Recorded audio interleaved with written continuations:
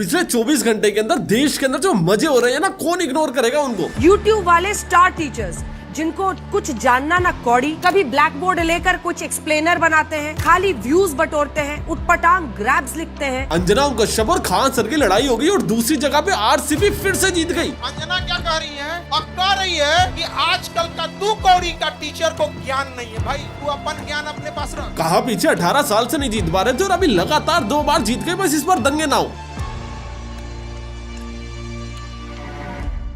But RCB की जीत के साथ साथ पिछले 24 घंटों के अंदर हम पूरे देश के साथ कई बार हारे हैं और उस जीत के साथ इन हार की कहानियां भी मैं सुनाऊंगा थर्ड आई पे।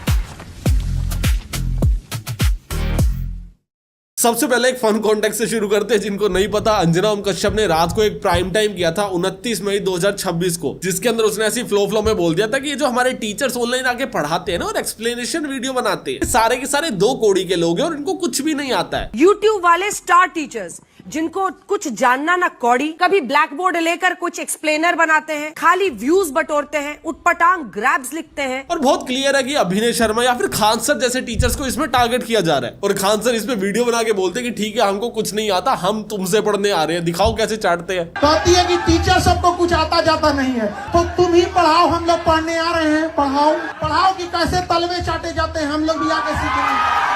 अभी ना लोग गेस कर रहे हैं कि अंजना कश्यप ने टीचर्स के खिलाफ क्यों कंटेंट बनाया, या फिर ऐसी क्या ही मुसीबत आ गई कि टीचर्स से पंगा लेना पड़ रहा है, इनके पास कंटेंट खत्म हो गया क्या। बट अगर तुम लोग इसको बहुत प्रैक्टिकली देखो ना, तो एक बहुत पुरानी ट्रिक है कि जिसको आप खरीद नहीं सकते हो आप उसकी क्रेडिबिलिटी खत्म कर दो। तुम लोगों को पता होगा कि अभी सीबीएसई के पेपर चेक करने में ना बहुत सारे फकअप्स हुए हैं। कुछ बच्चों के कुछ पेपर्स को चेक ही नहीं किया गया और उनको मार्क्स दे दिए गए, और कुछ बच्चों के केस में क्या हुआ कि पेपर किसी का है, चेक करके नंबर किसी और को दे दिए। एंड ये सारे के सारे फकअप्स के बीच में हमारे एजुकेशन मिनिस्टर सामने आए और बोले कि यार मेरे से बहुत बड़ी गलती होगी, मैं आपको रिजाइन देता हूं। ये है पैरेलल यूनिवर्स। जिस भी दिन इंडिया में ऐसा होगा मेरे को लगेगा मैं परियों की दुनिया में आ गया हूं। बट ऑब्वियसली ऐसा नहीं किया जा रहा, उल्टा क्या किया जा रहा है, स्टूडेंट्स और टीचर को खरीद लिया जा रहा है। टीचर्स के प्रॉपर इंटरव्यूज आ रहे हैं स्क्रिप्ट पढ़ते हुए कि भैया सीबीएसई बहुत अच्छा काम कर रही है, जो भी इन्होंने पेपर चेकिंग का ये नया सिस्टम लाया है मार्केट के अंदर, ये बहुत बढ़िया लगा है हमें। और सेम चीजें स्टूडेंट से भी करवा रहे हैं। पर इसमें इशू पता क्या है, आप उन टीचर्स को खरीद सकते हो जिससे आपके अच्छे कनेक्शन हो, या फिर जिस स्कूल से आपके अच्छे कनेक्शन हो। आप उन टीचर्स को नहीं खरीद सकते हो ना जिनको आपको कोई लेना देना ही नहीं है। अब जैसे खान सर है, सस्ते के अंदर मासिस को पढ़ाते हैं, अभी वो आदमी सरकार की तरफदारी क्यों करे? या तो उसको पॉलिटिक्स ज्वाइन करनी हो, या फिर उसको क्या ही फर्क पड़ता है, ना ही सरकार से उसको सब्सिडी मिलती, ना ही वो सरकार पे डिपेंडेंट है, ना ही वो सीबीएसई के बच्चों को पढ़ाता है। तो ये लोग क्या करते हैं ना, सरकार को ओपनली क्रिटिसाइज करते हैं। जब भी नीट का पेपर लीक हो जाता है ये लोग सड़क पे आ जाते हैं, जब भी सीबीएसई के अंदर चेकिंग का कोई इशू आ जाता है ये लोग सड़क पे आ जाते हैं। और ये लोग क्या करते हैं, ये लोग फेस बनते हैं। पिछले 1-1.5 साल से जब भी कोई भी प्रोटेस्ट चल रहा है तो ये टीचर्स आते हैं और उस प्रोटेस्ट का फेस बन जाते हैं। और गवर्नमेंट के लिए one of the biggest problem है। तो क्या किया जाए, इनकी क्रेडिबिलिटी को खत्म कर दिया जाए, इनको क्लाउन्स बना दिया जाए कि भैया इनको कुछ नहीं आता, इनके पीछे कहां पड़ रहे हो। और जब आप लोग सामने वाले की क्रेडिबिलिटी को खत्म कर दोगे, वो पावर ही होल्ड नहीं करेगा, तो आप नेगोशिएट किससे करोगे ना। आपको उसको अपनी टीम में लेने की जरूरत है ही नहीं, आपने उसकी टीम ही खत्म कर दी। सेम वैसे ही जैसा पंजाब में हुआ, 5 एमपी भाग गए, किससे लड़ोगे। तो बहुत पुरानी स्ट्रेटेजी है कि सामने वाले की क्रेडिबिलिटी को जीरो कर दो, पर ये पुट्ठा पड़ गया। अभी ये उल्टा कैसे पड़ा वो समझो, क्योंकि अंजना कश्यप ना पंच डाउन कर रही थी। देखो कंटेंट लाइन में ना 2 टर्म्स होती है, पहला होता है पंच अप, दूसरा होता है पंच डाउन। जब भी आप लोग किसी एक ऐसे आदमी के ऊपर कंटेंट बनाते हो जो आपसे नीचे हो या आपसे छोटा हो ना, तो उसको पंच डाउन बोलते हैं। और जब भी आप लोग अपने से किसी फेमस आदमी के ऊपर वीडियो बनाते हो उसको पंच अप बोलते हैं। फॉर एन एग्जांपल मैं अभी खान सर और अंजना कश्यप की बात कर रहा हूं, दैट मींस मैं पंच अप कर रहा हूं। इससे क्या होगा, मैं उनकी पॉपुलैरिटी का फायदा उठाऊंगा। बट अंजना कश्यप ने क्या किया, उसने पंच डाउन किया, जिससे टीचर्स को लेवरेज मिल गई पंच अप करने की। तो अभी सारे के सारे मिलकर उनके खिलाफ कंटेंट बना रहे हैं और क्या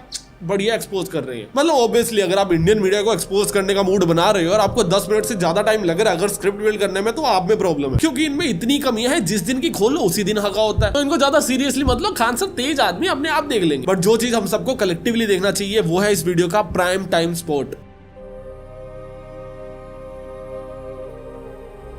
वैसे मेरा मन था कि मैं इस सेक्शन में किसी एक न्यूज को रखा करूंगा और हम उसके ऊपर ना अच्छे से समझा करेंगे कि क्या हो रहा है और क्यों हो रहा है। बट द प्रॉब्लम इसकी पहले ही एपिसोड के अंदर इतने घटिया कांड हो चुके हैं कि मुझे 2 न्यूज को कवर करना पड़ेगा। एंड ये दोनों न्यूज है एक्सट्रीमिज्म की। पहली न्यूज से शुरू करते हैं। 28 मई 2026 को बकरीद के दिन गाजियाबाद के अंदर एक 17 साल का लड़का जिसका नाम सूर्य प्रताप चौहान था, 11th क्लास में पढ़ता था, वो अपने दोस्तों से मिलने निकला था। अभी बकरीद का दिन था, उसके कुछ मुस्लिम दोस्त थे, वो उसके आसपास खड़े और उससे पूछा कि यार तूने कभी कुर्बानी होते हुए देखी है? उसने बोला नहीं यार, मैंने तो कभी कुर्बानी होते हुए नहीं देखी, मैं तो हिंदू हूं। तो उस मुस्लिम बच्चे ने क्या किया, चाकू निकाला और उसके पेट में घुसा दिया। विक्टिम 200 मीटर तक भागने की कोशिश कर रहा था, बचने की कोशिश कर रहा था, पर 4-5 लोगों ने उसको मिलकर पकड़ा और उसको जान से मार दिया। इमीडिएटली उसको हॉस्पिटल ले जाया गया और अगले दिन एक प्राइवेट हॉस्पिटल में उसकी डेथ हो गई। और जिसने चाकू से मारा था उसका नाम अरशद था, जिसको पुलिस ने पकड़ा और अगले ही दिन एनकाउंटर के अंदर मार दिया। पुलिस की साइड से स्टोरी आती है कि हम लोग उसको पकड़ के ले जा रहे थे, उसने भागने की कोशिश करी, उसके पास से वेपन भी मिला और हमारे बीच में क्रॉस फायरिंग हुई जिसके अंदर वो मारा गया। देखो कानूनन रूप से हमें वही मानना होगा जो पुलिस ने बोला, पर मेरे अपने ओपिनियन हो सकते हैं। मेरे पर्सनल ओपिनियन में ये एनकाउंटर किया गया। अभी पॉइंट पता है क्या, ये केस ना 1 या 2 पॉइंट पे प्रॉब्लमेटिक नहीं है, मल्टीपल पॉइंट्स पे प्रॉब्लमेटिक है। सबसे पहले हम पहले पॉइंट को एक्सप्लेन करते हैं कि मारा ही क्यों गया। आई अंडरस्टैंड एक पर्टिकुलर कम्युनिटी बहुत ज्यादा कट्टर है और उसके अंदर कुछ लोग बहुत बीमार मानसिकता से आते हैं, जिसके बारे में हम लोग थोड़ा सा आगे बात करेंगे। पर इसके बाद क्या होता है, जो राइट विंग और ये जो हिंदू दल वाले होते हैं बहुत क्लियर कर देते हैं कि भैया हम लोग शव को जलाएंगे ही नहीं। जब तक यूपी पुलिस इंस्टेंट जस्टिस नहीं देती है तब तक हम लोग डेड बॉडी को नहीं जलाएंगे, अंतिम संस्कार नहीं करेंगे। और होता क्या कि अगले दिन इंस्टेंट जस्टिस दे दी जाती है। अभी ये जो इंस्टेंट जस्टिस है ना, ये अपने आप में प्रॉब्लमेटिक है, क्योंकि अगर मैं इसको एक लेंस से देखूं ना तो यार कितना बढ़िया हुआ। कौन कोर्ट पे भरोसा करेगा, इतना लंबा केस चलेगा, सामने वाले लोग तड़प जाते हैं। जब भी ऐसे किसी भी केस के अंदर कोर्ट के अंदर बात जाती है ना, तो प्रोसेस अपने आप के अंदर एक पनिशमेंट बन जाता है विक्टिम्स के लिए भी। तो उसके लिए हमारे योगी जी हैं, यूपी चल रहा है, इंस्टेंट सॉल्यूशन है, गोली मार देंगे। एक नजर को ये चीज बहुत अच्छी लगती है और मैं इसके कोई खिलाफ नहीं हूँ कि भैया इसको क्यों मारा, इसके साथ इतना बुरा क्यों किया। मेरी बातों को गलत कॉन्टेक्स्ट में लेने की कोई भी जरूरत नहीं है, मैं इसके ऊपर बहुत क्लियर स्टैंड दे रहा हूँ। मेरा ये बोलना है कि ये प्रोसेस गलत है, क्योंकि हमने लॉ बना रखे ना, वो किसी रीजन से बना रखे। समझो कि अगर हम पुलिस को सारी पावर ट्रांसफर करने देना ही चाहते हैं तो हम लोग हर चीज की दे देते हैं, कोर्ट को हटा देते हैं। क्योंकि अगर मान लो अगर हम लोग सही चीज के लिए भी इलीगल रास्तों का यूज कर रहे हैं ना, तो ये कल को गलत चीजों के लिए भी यूज होंगे। आज की डेट में वो चीजें की जा रही है जो तुम्हें सेटिस्फेक्शन दे रही है, कल को वो चीजें भी की जाएगी जो शायद तुम लोग अनअवेयर रहोगे या फिर तुम्हारे लिए प्रॉब्लमेटिक रहेगी, क्योंकि एक बार एग्जाम्पल सेट हो जाएंगे, एक बार ये चीजें नॉर्मलाइज हो जाएंगी कि नहीं यूपी में तो ऐसा ही होता है, और वो चीज इससे ज्यादा बड़ी प्रॉब्लम बन जाएगी। मैं तुम्हें इसका एक एग्जांपल देके समझाता हूँ। तुम में से जितने भी लोग रजत दलाल को जानते हैं, तुमने उसकी ये वाली वीडियो देखी होगी। जिसको इस वीडियो का कॉन्टेक्स्ट नहीं है, मैं थोड़ा सा बता देता हूँ। इसके अंदर क्या होता है, एक बाबा आता है रजत दलाल के पास कुछ खाने पीने के लिए मांगने, या फिर चाय मांग रहा होता है और थोड़े बहुत पैसे मांग रहा होता है। रजत दलाल बोलता है बाबा जो बोलोगे ना वो खिलाऊंगा, पर एक बार क्या करो अंदर आ जाओ। वो उसको अंदर बुलाता है, अंदर बिठा लेता है और उसके बाद कहता है हनुमान चालीसा सुना दो। अभी ऑब्वियसली वो ढोंगी थे, उनको कुछ नहीं आता था, तो इसने क्या किया, उनको पकड़ पकड़ के मारा। अभी क्या हुआ, हम जैसे लोगों को देख के एकदम इंस्टेंट डोपामिन हिट हुआ कि भैया ये आदमी मार रहा है, सही कर रहा है, हमारे धर्म की बदनामी करेंगे, हमारे धर्म का नाम खराब करेंगे सड़क पे जा जाके, एकदम सही कर रहा है आदमी। कल को अगर इनको थाने में दे के आते, पुलिस वाले तो वैसे ही छोड़ देते, क्या ही करते इनका, बढ़िया है मारा है पकड़ पकड़ के, तो सबके मन में यही चल रहा था। बट फिर बाद में क्या हुआ, उसने कुछ ऐसे बच्चों को भी मारा जिससे सभी अग्री नहीं करते थे। बट उसके पास ये बाद में मारने की पावर कहां से आई, पहली चीज से। जब उसने पहली बार बाबाओं को सोशल मीडिया पे आगे मारा था, तब उसको लोगों ने प्रेज किया था, इस चीज को हवा दी थी, इस चीज को बड़ा बनाया था। अभी उसने उस पावर को होल्ड कर लिया। अभी उसको लगता है कि वो जो भी चाहे वो कर सकता है, और वो करता भी है कई केसेस में। और मैं अभी उस पर कोई ब्लेम नहीं लगा रहा यार, वो अच्छा आदमी है, वो बुरा आदमी है, उसने जो भी चीजें पास्ट में करी हम सिर्फ उस पर डिस्कस कर रहे हैं। तो क्या श्योरिटी है कि यूपी पुलिस सिर्फ और सिर्फ इस पावर को अच्छी चीजों में ही यूज करेगी? एंड मेरी प्रॉब्लम इससे बिल्कुल नहीं है कि यार इंस्टेंट सॉल्यूशन कैसे मिल गया। मेरा ये बोलना है कि क्योंकि बीजेपी ही पावर में है, क्योंकि योगी जी भी बीजेपी से ही है, तो क्या हम लोग कानून बदलने के प्रोसेस के ऊपर थोड़ा सा ध्यान दे सकते हैं? And I am so sorry, मैं थोड़ा इसके भी खिलाफ हूँ कि आपने उसको जंगल में साइड में ले जाके गोली मार दिया। मुझे ऐसा लगता है कि चौक में खड़ा करके अगर तड़पा तड़पा के मार के एक एग्जाम्पल सेट करोगे तो वो ज्यादा बेटर होगा। और ये चीज सुनते ही तुम लोगों को भी लग रहा होगा हाँ भाई सही कह रहे हो, पर नहीं होगा। ये चीज तब तक सही नहीं होगी जब तक हम इसको ऐसा कानून नहीं बना देते। क्योंकि अगर हम इसको कानून नहीं बनाएंगे और हम बोलेंगे कि यार पुलिस वाले तो आते हैं पीट के चले जाते हैं, फिर वो सबको पीटना चालू करेंगे। आई जस्ट वांट कि अगर कोई ऐसे इंस्टेंट डिसीजंस लेने का कोई प्रोसेस बनाना भी चाहते तो उसको कानून में बनाओ, वर्बली मत करो, सिस्टम एंड प्रोसेस बनाओ, नहीं तो उसके बिना चीजें मिसयूज होती है और होंगी। और जैसा मैंने बोला था कि एक पर्टिकुलर कम्युनिटी है जो थोड़ी सी कट्टर है, उसके बारे में बात करेंगे। यार मैं ना तुमसे एक्चुअल में बात करना चाहता हूं, and let me be very straight forward, मैं मुस्लिम कम्युनिटी से बात करना चाहता हूं। पता है क्या हो, मैंने इसके बाद ना तुम्हारे कुछ बहुत इंटरव्यूज देखे जो आसपास लोग रह रहे थे, उनसे जाके पूछा कि यार ये जो केस हुआ आपको उसके बारे में पता है? सूर्या नाम का एक लड़का था, 7 मुस्लिम लोग बकरीद